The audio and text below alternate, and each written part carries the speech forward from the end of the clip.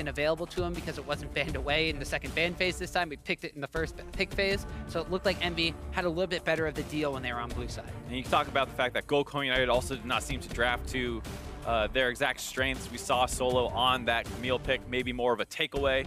I'm sure he plays the champion, but is he truly prepared to try and snowball with it the way that we see Seraph able to do in yesterday's series? It didn't quite look that way. So we'll have to see what happens with that Camille pick. If it ends up getting banned away, do they drop the Elise ban for it now? We'll have to see. It's also difficult to snowball on the Camille when your top side of the map gives away first blood, so instead it's going to be a ban on the Camille coming out from Gold Coin United. Malzahar and Ziggs are the other two from their side. Ash and Vladimir, things that Team EnVy have been banning away quite frequently, and now we'll see, is it going to be the Rumble ban to answer the Camille ban, or is it going to be something completely different here? The interesting thing, of course, is also the Elise might be the first time EnVy has their chance to grab it throughout this entire tournament.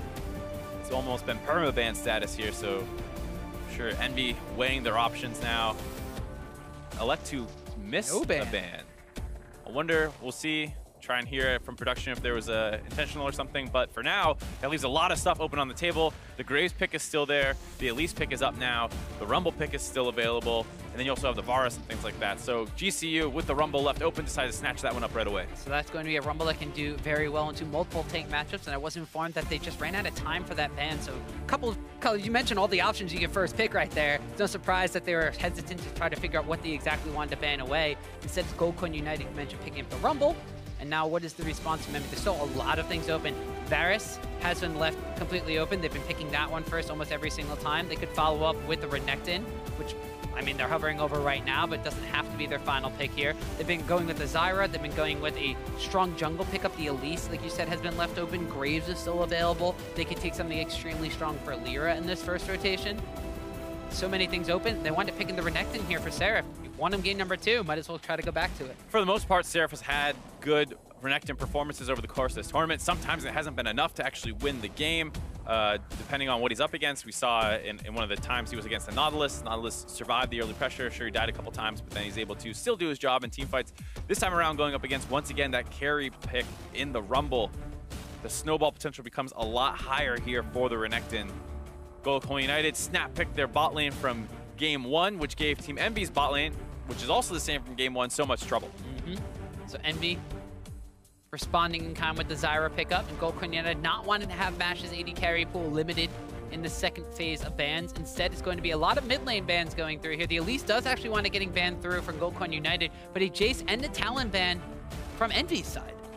So this is actually one of the things I love about best of fives and learning where your priorities are. You might think Team EnVy has a super high priority on that Elise and you've been banning it away and you think they're going to take it as soon as it's available. But then you learn that they prioritize making sure that their bot lane gets through there. If they didn't grab those exact 3 champions, one of those is going to get banned in the second ban phase, and they choose to say that all 3 of those are more important in this game than that Elise pick. So you know that they highly prioritize the Renekton pick now. You know that the Varus is obviously super highly prioritized, but then the Zyra priority being higher than the Elise priority is something that you have to take into account now.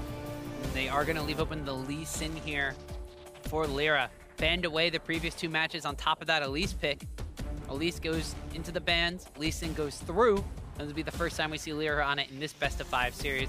More early game focused jungler, but that's where Lyra thrives. That's where he gets all the advantages for Team EnVy. He's going to be matching up against the Graves coming out here once again for Santorin. So we'll see a 3rd game of him on that champion, and potentially a Syndra pick away here for Phoenix in the mid lane. What is EnVy going to respond with? They banned away 2 of their own mid laners. Right, you're a little surprised at that one. The Ahri is still available. Oh, Ahri's banned out by Gold Coin United, so that's not even available. Could have Orianna, although the Syndra normally gets the best of that matchup in lane, and we have seen Ninja be a little bit over-aggressive with his Orianna, not necessarily knowing the limitations, the damage from that one. Vladimir had been banned out by his own team, so it will be the Orianna response against the Syndra, but this is a lane matchup that will be Phoenix favored. Definitely, and this is one of the times that I think you can say it's not even close to a skill matchup. This is generally Syndra favorite. Orianna, if you're really good at it, can kind of go even at best for the most part. And this looks like a decent team comp for Gold Coin United. They secure that bot lane that was super successful in game 1. The Graves pick for the 3rd time in a row here for Santorin. Hopefully we see a bounce back performance. And then Rumble this time around, not into the Camille, into the Renekton. A little bit more difficult of a lane matchup early on, but the Rumble pick will start outscaling it super hard, and the split push threat come mid-late game is not nearly as high. And this Rumble pickup for Solo, looking to get himself a little bit of a comeback game after going against the Camille previously. This time around, though, it is going to be a Renekton matchup. You mentioned very strong early on. Bottom side of the map will be where I really want to focus from this side of the map between Goldcoin United and Team Envy.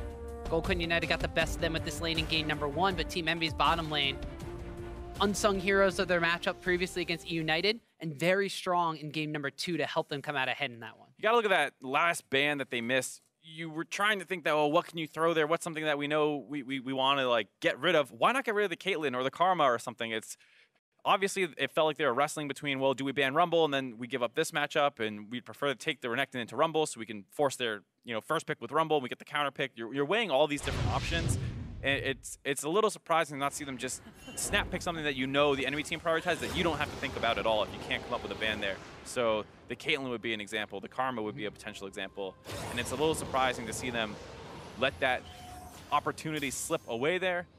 We'll see if that mistake in the draft comes back to bite Envy in the butt. Well, Envy wound up dropping to Goldcoin United on Friday, 3-1. As Freak pointed out in the analyst desk, we're tied up 1-1. So that means we're here in game number 3. Envy are looking to try to jump out to a 2-1 lead here, but so are Goldcoin United. And Goldcoin United's composition, very similar to what they had in game number 1. The only real difference is the mid lane matchup here with that Syndra for Phoenix against the Orianna for Ninja. Right, and I liked Goldcoin's level 1 plan in the first game when they were on blue side. I bet Envy are wise to it this time around, though.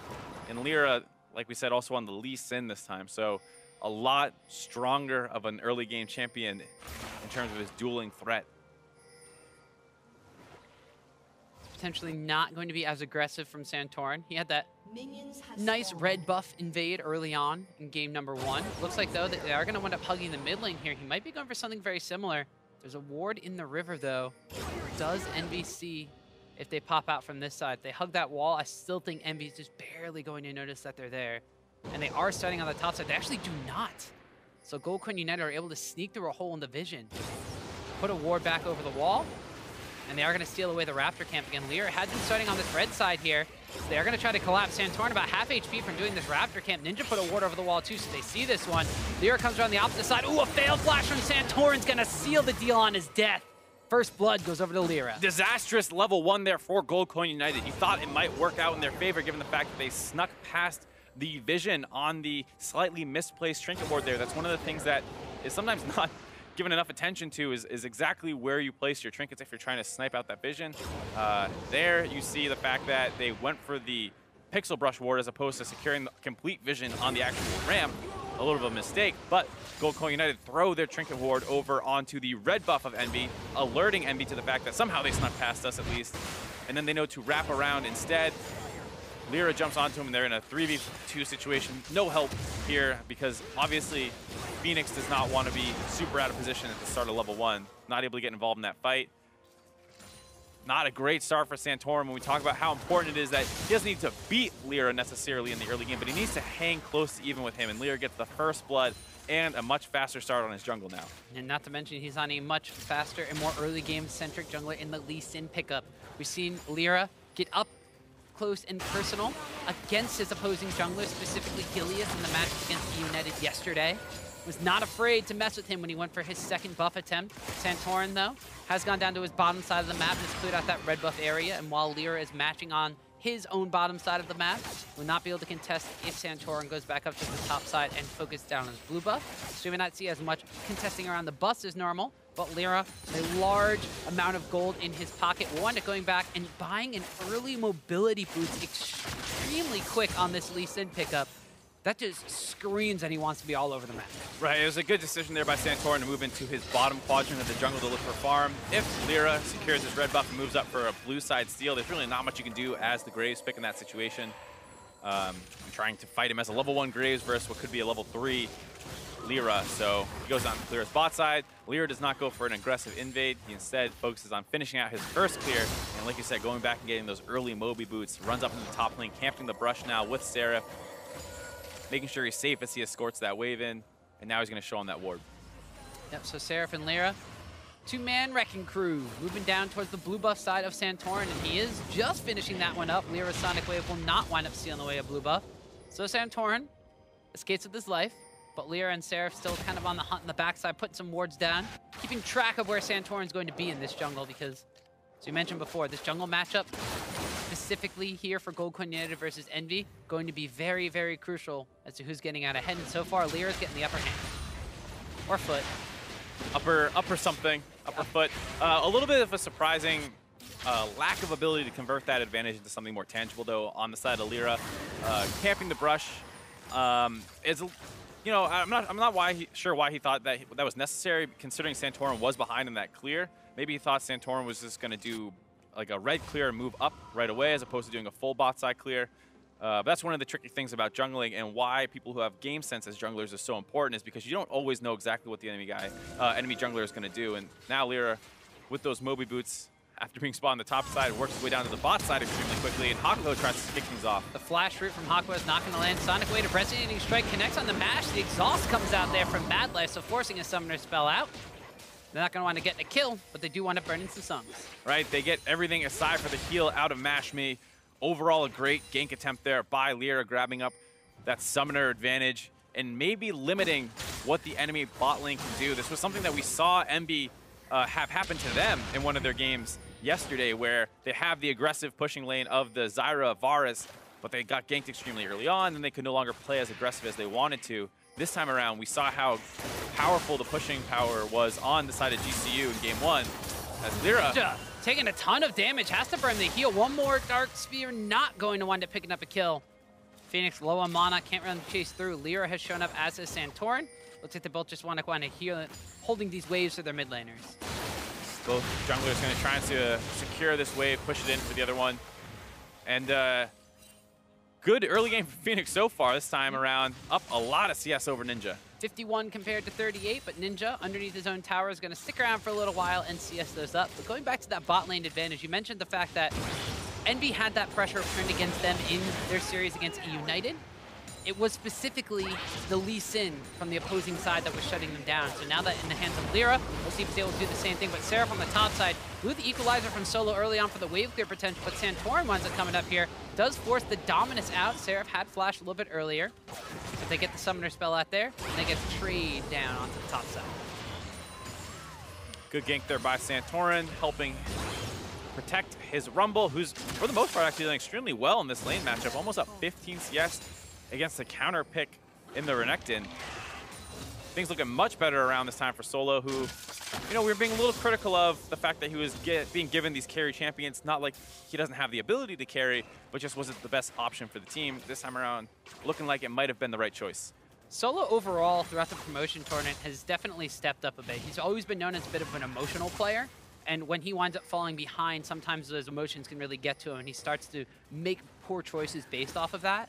However, for Gold Coin United, even in the series yesterday, he wasn't necessarily a catalyst for their issues. As a matter of fact, he was a catalyst for their success, coming back from behind against Team Liquid and helping force that series go to a full 5 games.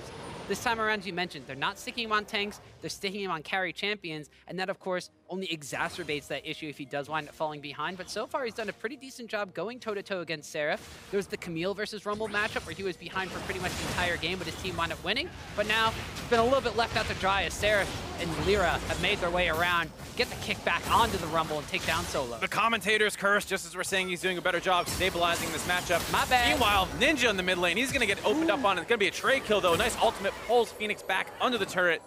Not able to live with the heal. Still goes down there in a nice 1-for-1. That's still not bad for Ninja, the fact that he's able to get that kill. It's also fine for Phoenix, a champion who definitely wants to be picking up some kills on that Syndra, trying to snowball.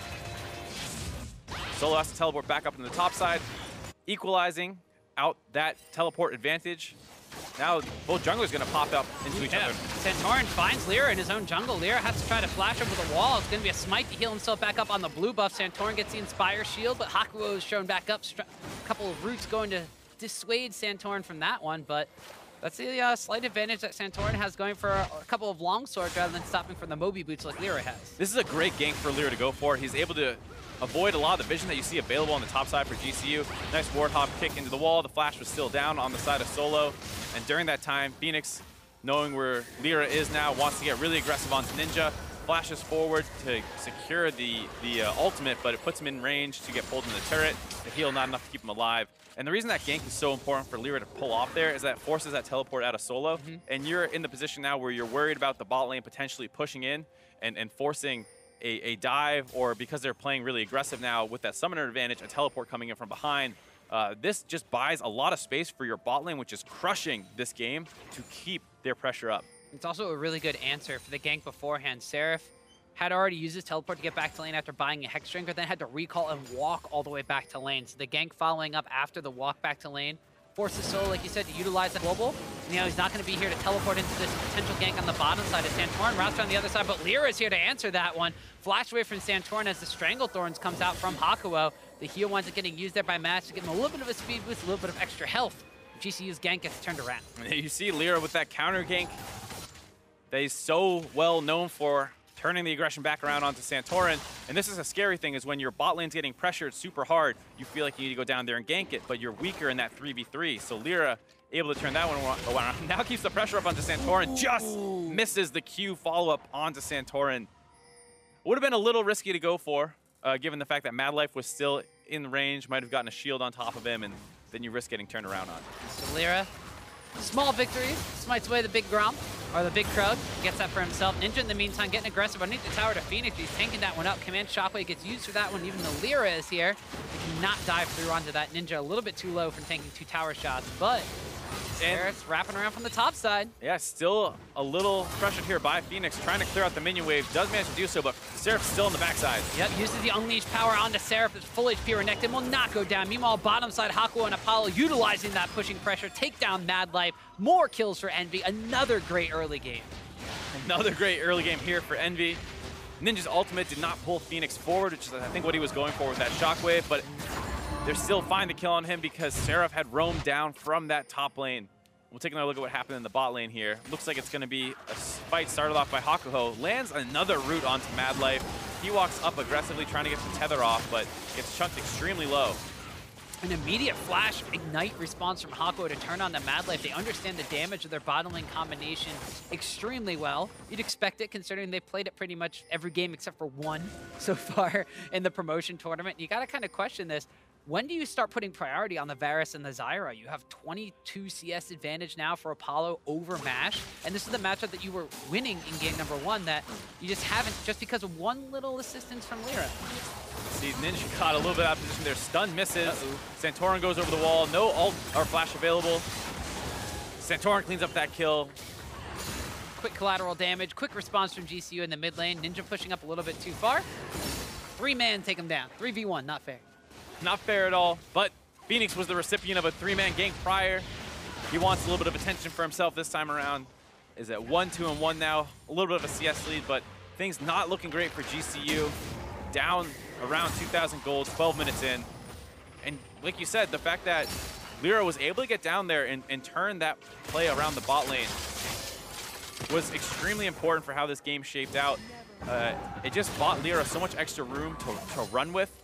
Considering he does not have to worry about potentially protecting his bot lane at all. And then all those ganks that he forced later, that counter gank onto Santorin, is much easier to win because you're ahead now.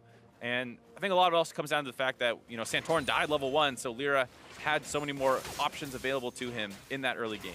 Yep, well, all this is culminated into Apollo already getting a Blade of the Rune King. It's about 12 minutes into the game. Meanwhile, Hakuo has gone for his own pair of boots of mobility to match his jungler Lyra on the map. Mid lane matchup. Negatron Cloak picked up for the Orianna to survive a little bit against the Syndra. Going for Merc Treads on top of that, where Syndra has gone for those Sorcerer's Shoes for a little bit of extra magic penetration. Mash's Caitlyn's only picked up a BF Sword to his name and upgraded for those Berserker's Greaves, so a little bit of extra attack speed. But the bottom side of the map is still heavily in Envy's favor. 122 CS compared to 90. Lyra waiting in the wings of this brush here. Chain of Crusher actually lands on the Mad Life. The follow-up roots are there. Didn't even need Lyra. Kill goes over to Hakuo. Santorin just a little too slow getting involved in this play. Shows up in time to protect the turret, but not fast enough to stop that kill coming in onto Mad Life. Would have been hard to stop anyways, given the fact that it was just all long-range damage coming in from Apollo and Hakuho. That chain CC combo can be brutal. Now Santorin's forced to give some attention to the bottom side of the map, helping clear out some waves with MASH as he is in a position to get towered over, but Lyra is making his way towards the mid lane here. Finds Whoa. Phoenix, though. Face checks him, and Phoenix able to just delete him with some unleashed power. Lyra getting a little bit too aggressive there, thinking that he's safe to run around the map, knowing that Santorin was stuck in the bot lane protecting that turret. Phoenix also aware of the fact that Lyra was looking for advantages, picks him off in the jungle there. A little over-aggressive on the side of the Lyra, but Envy's still in a decent spot sitting at that 2,000 gold lead. Well, yeah, that aggression has gotten him the 2,000 gold lead. So Lyra oversteps his bounds ever so slightly. Winds up paying the price for it. More importantly, double buff now on Phoenix, so Ninja's going to have a bad time to see him taking a couple Dark Spheres and Force of Wills to the face. Slight level advantage as well, level 11 compared to the level 10 of Ninja, but he will most likely wind up hitting on himself after clearing out this minion wave. But now the onus is on GCU. Game number 2, Envy had about a 2,000 gold lead going into like the 10 or so minute mark. It ballooned at the 20-minute mark to 10,000 gold lead. You have to stem the bleeding at this point to try to hang on and have your superior late game, but your bottom lane getting summoners blown and health bars knocked down. Not the way to go about it. The ace in the hole gets channeled though, and Hako is forced to tank that one up for Apollo. Both 80 carries in the bottom lane drop him low. All right, but with that all-in, Apollo and Envy might have bought enough pressure down in this lane to try and grab the first turret of the game. That bonus gold still available, and also with that pressure, Lyra going to be working on the Mountain Dragon. But winning bot lane, like we said, the backbone a little bit of Envy. Sure, Lyra is the catalyst that blows these games wide open, but it feels so much harder for them to make that stuff happen when their bot lane is losing. This time around, they grab the first turret, and they grab the Mountain Dragon, ballooning up to a 3,000 gold lead now. Yep, so first dragon of the game going to Envy. The objective control on their side with the first tower of the game. So GCU is going to respond on the top side of the map where no one else from Envy is except for Seraph. Equalizer gets dropped. Seraph has to try to dodge through that one, but Solo winds up getting a kill with some help from his friend Santorin. They have a little bit of time now to try and hit this turret down. It is relatively healthy. The bot lane of Envy is rotating up here. The minions are low. They probably will not be able to grab this turret. And unfortunately, GCU still left without any objectives taken on their side.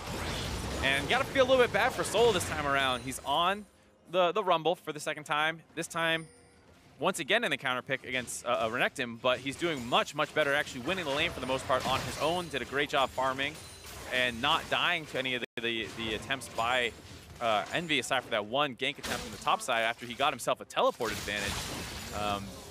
And the rest of his team just not being able to keep up this time around. A wise man once told me you can win lane, but that doesn't mean you always win the game. Gold Coin United have to kind of hang on through this mid-game era of Envy.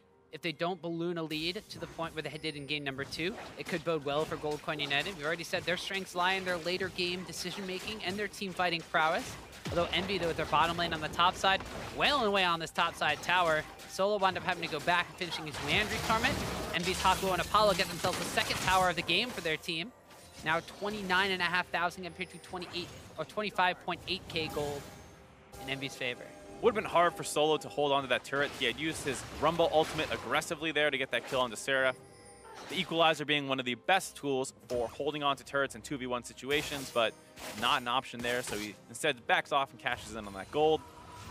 GCU not able to trade down around the bot side at that same time, and you know, we talk about GCU's comp probably being a little bit better come the mid-late game. They have the better scaling top and jungle, a little bit worse scaling mid, and then the bot lane's relatively even, but they're getting into that point where Envy is starting to accrue a big enough of an advantage that you can no longer confidently say, okay, GCU is within the threshold of like being stable come the mid game. It's getting a little too big of a lead here for Envy. And Gold Coin United definitely have a little bit of a deficit on their bottom lane duo as well. The fact that Mad Life hasn't been able to group up with Santorin for some aggressive ward clearing or ward placement on Envy's side of the map to kind of figure out where Lyra and the rest of the team are going to be sending their lane assignments and roaming around. The fact that they have a Caitlyn pick up in that bottom lane too, who got behind the laning phase. You normally don't see the Varus lane being the one to come out ahead by taking the outer towers first, and Caitlyn does have that sort of mid-game lull and plateau where Mash is still sitting on components for his first couple of items, whereas already Apollo has finished his Blade of the Rune came extremely early,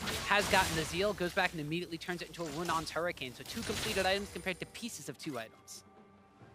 It is one of those matchups in the bot lane where Caitlyn and Karma, not being very ultimate dependent champions, have the advantage for the first 6 or so levels, and they really need to push that advantage as hard as they possibly can during that window, because as soon as this level 6 is coming in, the ultimates become available, you see the all-in potential of that Zyra Varus lane, and the fact that GCU got that early gank against them limited their ability to play aggressive. And from there, as soon as it became level 6, it was just too hard for them to hold on to that lane. Now they've rotated up to the mid lane, trying to protect their last outer turret, probably the safest place on the map for them. But it's not like they have a champion who wants to be in the side lane in Syndra. Very true. Syndra, not the most mobile of champions. No Ghost picked up for Phoenix this game either, as he's taking the heal, trying to stay alive in some of these trades, so he will not have the extra mobility summoner even get him out of some of these long lane assigned situations where he is more susceptible to ganks. EnVy, however, see the mid lane rotation from GCU's duo and match it with their Varus and their Zyra lane. Mentioned how ahead this bottom duo already is over their opponents. They've grouped up a Ninja in the mid lane as well. Take down that mid lane tower to about half HP, and Santorin has to wind up using some of his own abilities at the end of the line there to help clear out some of those minions in the mid lane. Lots of damage going down that tower, dropped to about a quarter HP now in EnVy's favor. EnVy slowly grinding out these advantages. Talk about how much of a lead do they need to be relatively secure heading into the late game. 4,000 at 20 minutes feels pretty good to me. I think EnVy is in a great spot so far this game. Not out of the woods yet. They still need to continue fighting for these advantages. Mountain Drake spawning in a minute will probably be the next focus for them. That only helps them more, too. And they got a lot of good zone control as well in their team comp. You're often scared of fighting a Rumble around a Dragon Pit, something like that, but you're also scared of fighting a Orianna Zyra. Yeah. There's a lot of pick-off potential from the side of EnVy, a lot of team fight potential as well. So Team EnVy could be set up to get themselves a couple more objectives. A second Mountain Drake also means that the potential for Baron, which is now spawned on the map, is a lot stronger. They're able to take down inner towers a lot more efficiently when they have 20% extra damage onto it. So Mark, you complained to the RNG gods for some better dragons in this game. They're giving them to EnVy so far. Yeah, EnVy very happy with this potential second Mountain Dragon. Talk about how much better Mountain is from ahead than from behind. If you're able to actually use that 10% bonus damage to neutral objectives, threatening Baron or turrets in a split push situation becomes much more useful. Obviously, if you're the team behind, you still want to grab those Mountain Dragons so the enemy team can't use them, but Mountain Dragon definitely a more snowball-oriented buff. Well, this bottom lane is now where our top laners make home, as Seraph is pushing up against Solo's Rumble, who, as you mentioned, has been pretty much holding his own in this matchup. Slight CS advantage, so it's only about 10 so far at the 20-minute mark. 1-1 and 0 for Rumble compared to the 1-1-1 of Renekton. See Santorin get into a bit of a scuttle crab duel against the enemy support. Zyra roots it up, but Santorin smites it away. On the flip side of the map, Lyra knows that his opposing jungler is nowhere to be found. Starts off the Mountain Dragon. Meanwhile, Santorin actually drops extremely low compared to a duel between him and Hakuo and Ninja on the opposite side. Yeah, Ninja almost able to open up Santorin there. Not quite enough damage from the rest of the team. Santorin's able to live, but during that time, Lyra was down there soloing away the Mountain Dragon. He grabs that one. Team EnVy continued to grow their lead now. Yeah, so already a 4,500 gold lead, approaching the 5,000 mark here for Team EnVy. Last outer tower on the map is this mid lane one here. Ninja and Lyra trying to push down on that one. A good scatter of the weak stun from the side of Phoenix, though. Forces Ninja back for now. But Blue Buff Orianna is going to be content to just continue pushing up these waves, clearing out minions, and forcing the issue for EnVy as Hakuo and Apollo on the top side of the map in this blue buff area, trying to establish some vision and some map control for Team EnVy. Looks like that their focus is very heavily on this mid lane area. They want to try to be able to split it down. They want to be able to open up the map for the side of Gold Coin United. And with the pressure they put on the top side, mid lane does wind up crumbling underneath the pressure from Orianna and Lee Sin. It's all three outer turrets down now on the side of Team EnVy. Pretty much the ideal timing if you're hoping to get those down. It's right about when the Baron starts becoming a bigger threat. And having that mid-outer turret down is one of the best things for helping you get the Baron. You're able to push the minion wave in further. It gives you more space to work with. The enemy team does not have their security as far forward, so you get to have more room to look for those kind of baits. So the map has been opened up for EnVy. Game number 2. They had some really good vision control, especially around the Baron Pit area.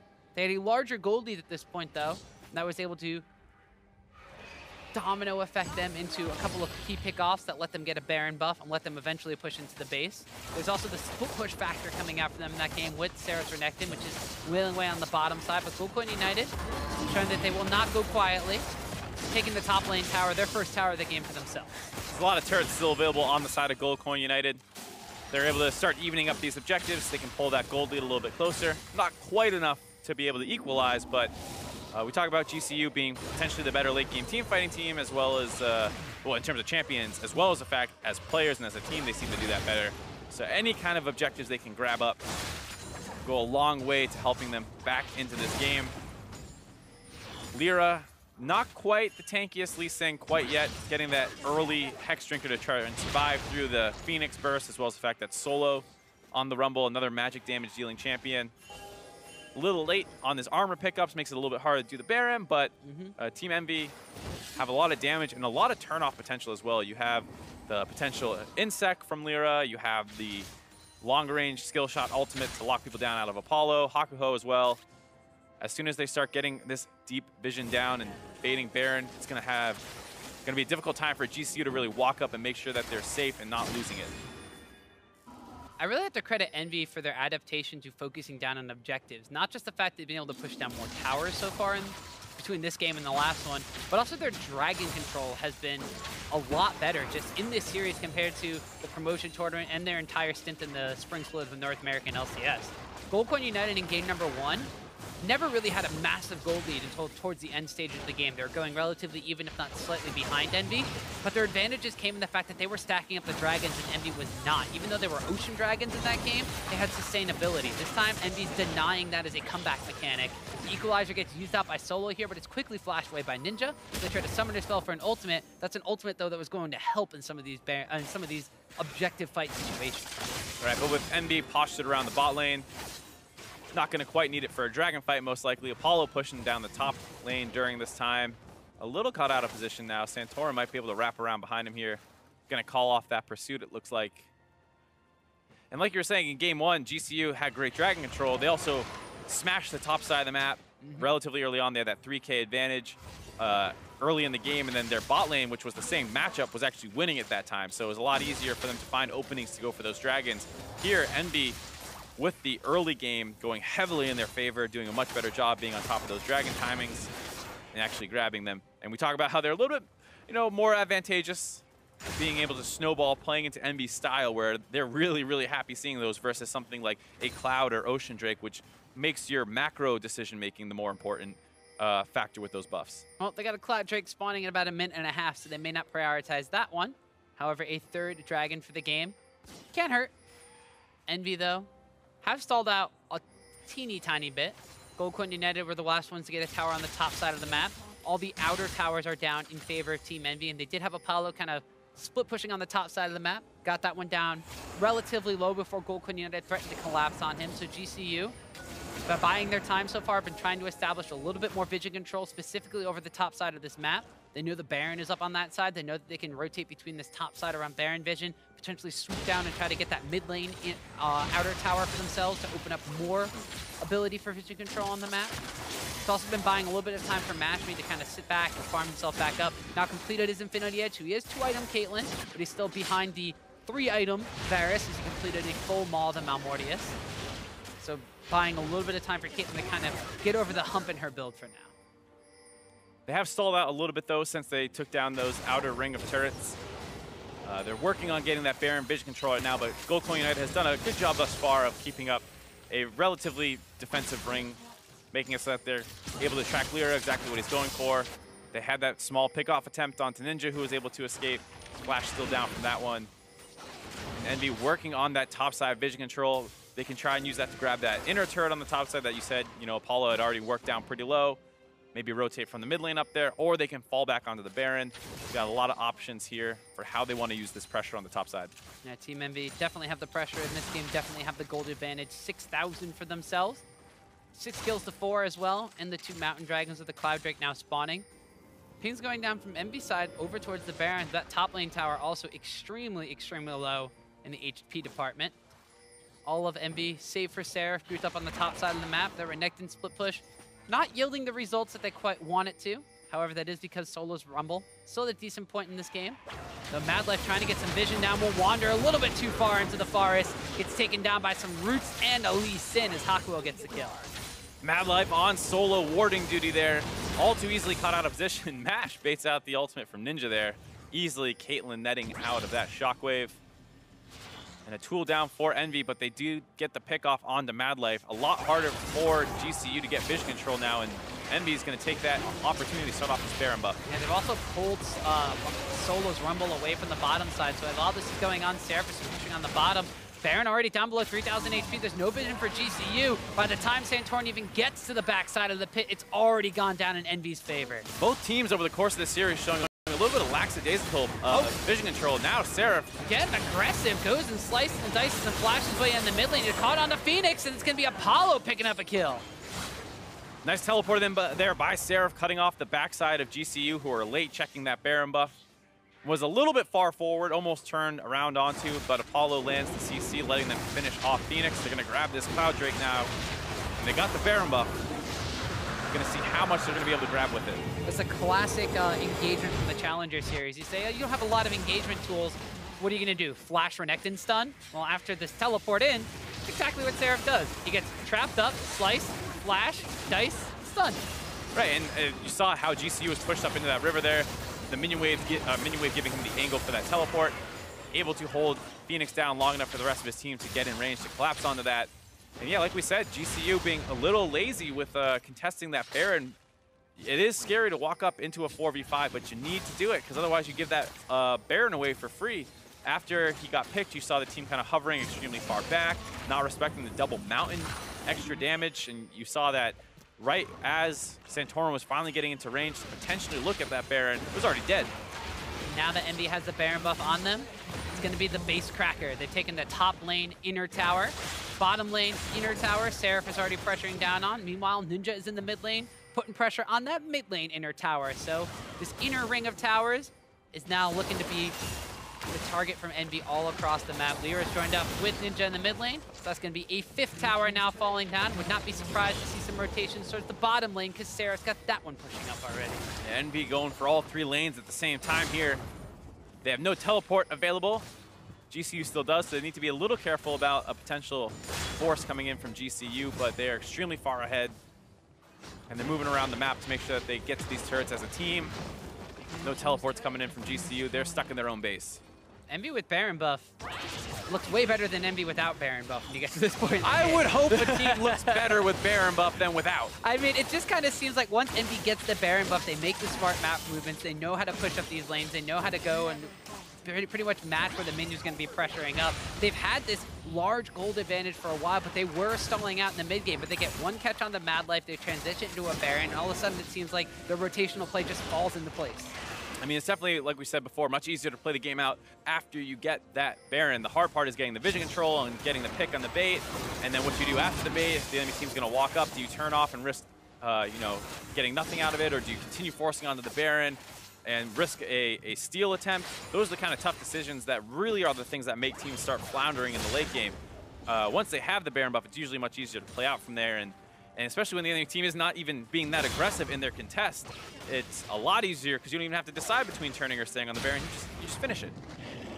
EnVy not getting over-aggressive as their Baron buff is wearing out. They've taken all 3 inner towers. Have not actually cracked an inhibitor tower yet, but are not over-aggressing to try to do so. Continue just kind of keep up the Seraph split push and everybody else farming up their individual lanes. Lots of itemization has come in across the board. The Leandries, the Abyssal Scepter, the Morello Namicon, an additional needlessly large rod has now become a Luden's Echo for Ninja as he just wound up recalling. Apollo's going to wind up going back to finish off the itemization for a favorite of his on this Varus, which is the Ginsu's Rage Blade, going for a 4th item Ginsu's this game.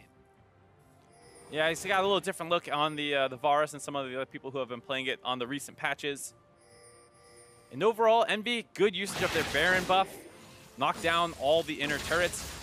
Sometimes your first Baron buff, you can't even think about ending the game with it. You need to win a massive team fight in order for that to happen. And if the other team decides to turtle out in their base, like we saw GCU doing, you don't want to risk getting over aggressive. You take those extra gold leads that are available through those inner turrets, and then you know that you have to force one more big play at this point in the game to really secure it.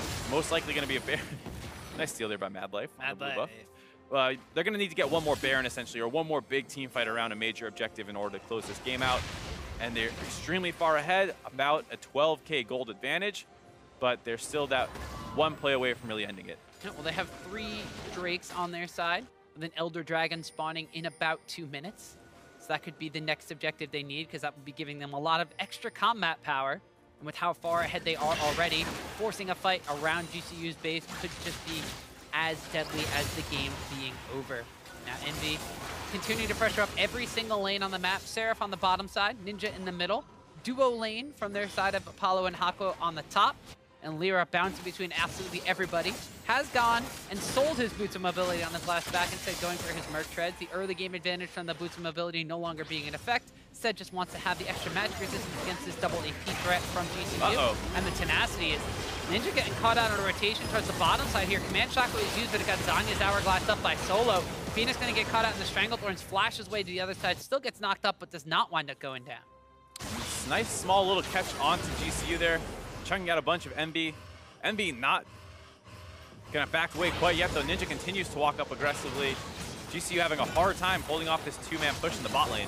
Yeah, Seraph and Ninja, now that they are grouped up on this bottom side, hard pressing against that bottom lane inhibitor tower from the side of Goldcoin United, who pretty much just been ping-pong back and forth across their own base at this point in time. Haven't left it for quite some time. Only have a couple of wards on the bottom side jungle areas. So they have to be a little bit careful about going forward from this point on. But Envy, Baron's going to be up in a minute. Elder Dragon's going to be up in 30 seconds. All they have to do is just continue to deny that vision. As you mentioned, one or two of those objectives could be the one they need to end the game. You see GCU with that slight breathing room that they made for themselves in that skirmish, trying to go down and get some vision on this Elder Dragon that's going to be spawning in 20 seconds. Does not look like they want to give this one away for free. We see them grouping up around the mid lane now. Looks like they're going to look for a fight in order to try and come back into this game. They might be looking for a flank, though. Is behind where Goldcoin United has been placing vision. So GCU going to be securing their own red buff, backing away as a unit to make sure that Lee Sin, any sneaky attempt from Lyra, will not catch anybody out of position. Envy with that Elder Dragon now spawned on the map will be making their way down towards that area to try to clear the vision out. Chain of Corruption actually used there by Apollo. Does not connect on the Mad Life, just uses the Inspire Shield, runs away. That's one major ability down on the side of Envy. Might make this Elder Dragon fight a little bit more difficult for them now. They also have decent vision. They're aware of where Lyra was now. Envy pushes them that mid-minion wave, trying to get mid-control before starting this Baron off. They're also hoping to find another pick-off attempt as Lyra starts soloing away the Elder Dragon. There's going to go join his jungler on the Elder Dragon. The rest of Envy baiting in this brush of the control ward, poking their heads out, making GCU try to back away. But GCU, Baron is spawned on the map. Elder Dragon's still about 5,000 HP. They're rushing down for the Baron. Yeah, they're going to try and start this one off. Envy not in the best position to contest. It's going to be a three-man group up. Oh, this trying to stop it. Elder Dragon has just died, but Baron's at 3,000 HP. This Command Shockwave is going to wind up picking up Phoenix. He tried to flash away from that one, but GCU will take the Baron down, but Solo's going to pay with his life. GCU are on full retreat, but they're running back towards Envy's base. Mash is going to try to get out with the empowered Baron recall, but he gets stopped by Ninja. Santorin winds up going down to Seraph. It's a double kill for Renekton. Make that a triple. It's an ace. It is a clean ace for Envy there. They lose the Baron buff, but they finish off the Elder Dragon. Seraph TP's in to join up and contest in the 4v5 situation, and a huge shockwave by Ninja blows up Phoenix before he's able to do anything about it. 30 seconds before anyone respawns. They have a minion wave in the bot lane. Turret's already down. They're working on the inhibitor. Might be game. 20 seconds left on Phoenix and 25 seconds left on Santorin, and Solo means that with this inhibitor going down and everybody from Envy still alive, it's going to be Envy that jumps out to a 2-1 series lead here in the promotion tournament. Only one game back from keeping their spot in the LCS. Huge game 3, often considered one of the most important matches to take in the series. They're up 2-1 now off the back of a big performance from Lyra and a bounce-back game from their bot lane. Second one in a row that they've been playing well compared to how they played that matchup the first time around.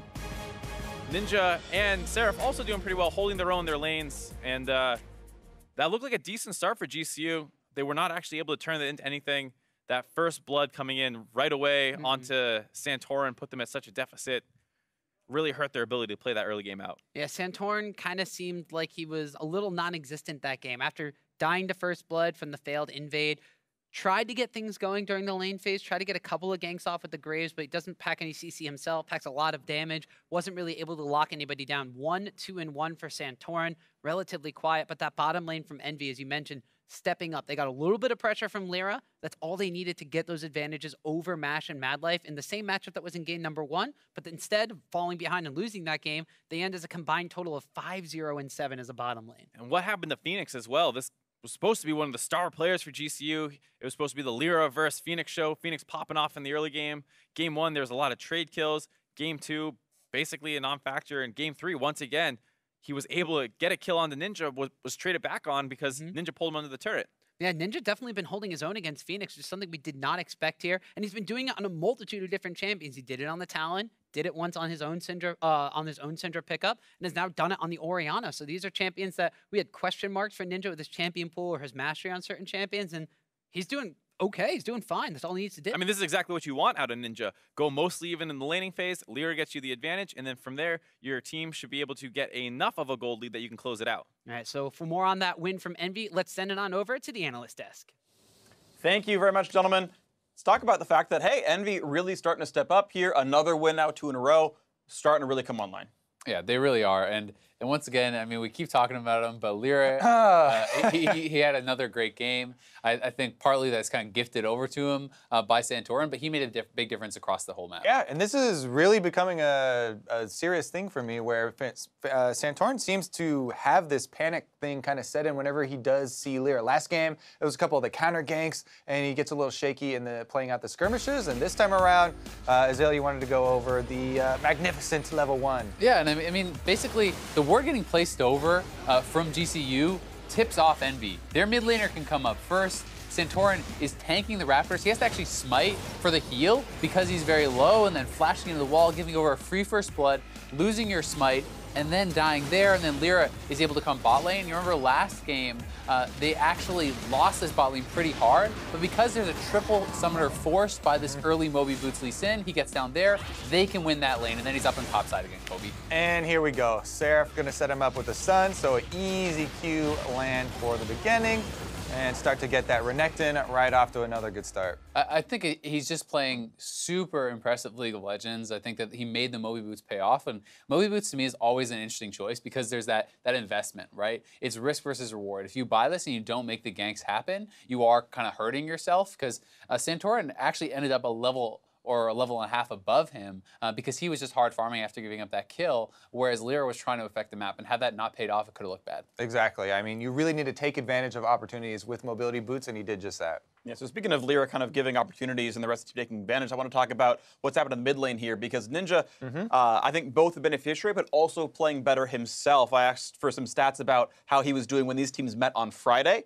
Ninja was losing. He was down gold pretty much every single game, on average down 341 every single game. And now here on day 3, he's averaging up in gold. And again, you can say, yes, this is Lyra doing better and the jungle doing well, but still, in his one-on-one versus Phoenix, it is going better today. He's just objectively playing better, I think. Even in a tough matchup like the Ori into the Syndra, he still did well. Yeah, and it's partly on Phoenix as well. One of the things we're banking on for Gold Coin United is that Phoenix was going to have some carry performances, and he was outstanding yesterday. However, we haven't seen those glimpses quite yet from him in the series, and they need to turn it on right now because 1 game left. I mean, it's definitely tough. We talked about like kind of the ways to win for either of these teams, and to me, it was always going to be who steps up more. Is it Lyra or is it Phoenix? They're the big stars of the show, and you know, while it's not necessarily fair to put the pressure on them, that's the reality. When you're the best player, you have to put up the best performance. And, yeah, absolutely. And Phoenix, he seemed a bit shaken up after their loss against Team Liquid. Understandably so. He put in an incredible series overall and lost in the 5th game. I think that can be pretty draining, and maybe it's taxing him here today. And it seems like the case that it is right now. We'll see if Phoenix does step up and if the rest of the team can rally around that. But for now, Envy are only 1 game away from keeping their spot in the LCS. So join us back here after the break to see if GCU can bounce back or if it's going to close out here. Stay tuned. Silver Scrapes? Not yet. Lyra comes around the opposite side. Ooh, a failed flash from Santorin's gonna seal the deal on his death. Seraph's still on the backside. Yep, uses the Unleashed power onto Seraph. His full HP Renekton will not go down. Meanwhile, bottom side, Haku and Apollo utilizing that pushing pressure. Vision control. Now Seraph. Getting aggressive. Goes and slices and dices and flashes way in the mid lane. He's caught on the Phoenix, and it's gonna be Apollo picking up a kill. Okay, slowly. Great. Rumble. Kill the ammo. I go. Chase. Go in the game. Okay. I go end. Hey, right here. Okay, we're this.